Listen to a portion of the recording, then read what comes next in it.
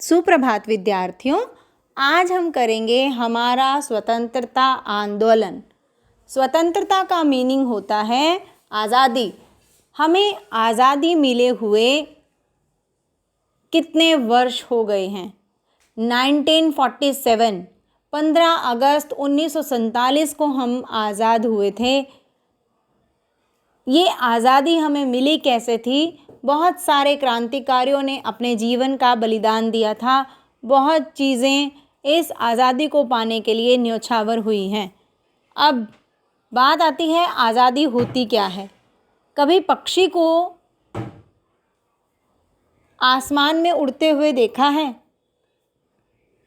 कितना अच्छा लगता है ना जब कोई पंछी आकाश में उड़ रहा हो। हम पक्षियों को या जानवरों को बंद करके अपने घर के अंदर अपने बहलाने की चीज़ रख लेते हैं। चाहे हम उनका जितना मर्जी ध्यान रखें, लेकिन जो आकाश में उड़ने की आज़ादी है वो उनको नहीं मिल पाती।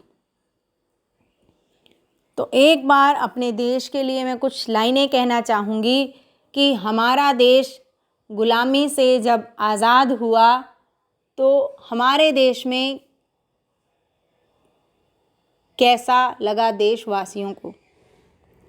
बारी बारी ऋतुएं आती, अपनी छटा यहाँ दिखलाती, फल फूलों से भरे बगीचे, चिड़ियाँ मीठे गीत सुनाती, देश मेरा यह सबसे न्यारा, कितना सुंदर कितना प्यारा। तो हमारा जो देश है वो बहुत सुंदर है और बहुत ही प्यारा है। स्वतंत्रता क्या मायने रखती है? मतलब देश हमारे सबके लिए क्या है?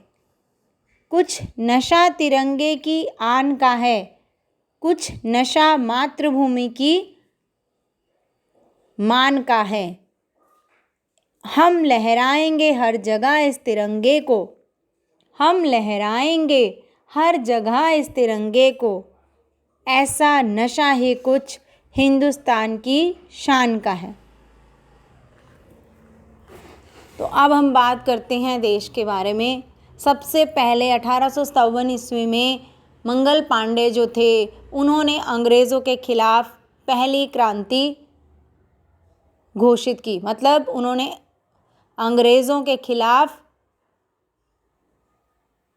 सोचा और उन्होंने क्या किया कि वो एक सिपाही थे और वो अंग्रेज़ी बटालियन में ही थे। उन्होंने मना कर दिया उन कारतूसों को यूज़ करने से। उन कारतूस क्या होते हैं? जो बंदूक के अंदर गोलियां डलती है ना, वो कारतूस होते हैं।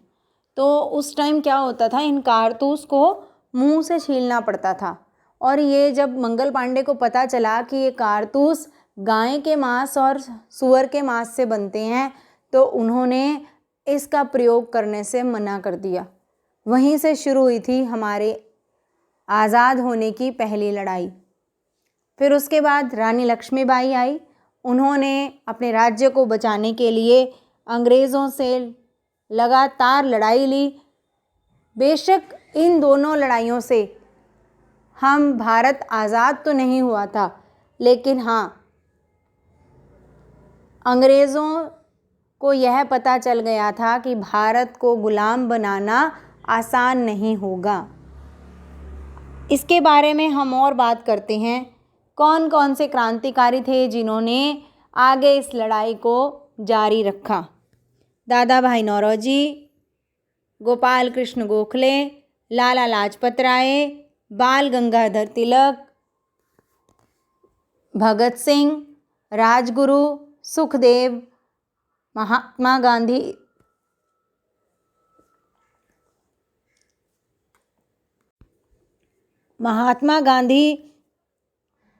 जवाहरलाल नेहरू और भी पता नहीं कितने क्रांतिकारी थे जिन्होंने देश के लिए अपने प्राण खो दिए।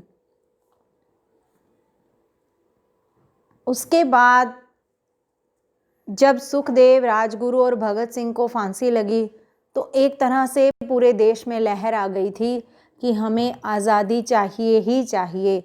और अंग्रेज़ों को भी ये बात पता चल गई थी कि हमें यह देश छोड़कर जाना होगा। इतनी कुर्बानियों के बाद हमें ये आज़ादी हासिल हुई है। हमें आज़ादी का मतलब पता है। तो बच्चों, आपने इस कहानी को, जो स्वतंत्रता आंदोलन चैप्टर है, इसको बहुत ध्यान से पढ़ना है और इसमें आए नए शब्द और शब्दार्थ अपनी फेयर नोटबुक में करने हैं और साथ ही आपने पुस्तक कार्य दिया हुआ है जो पुस्तक में, उसको करना है।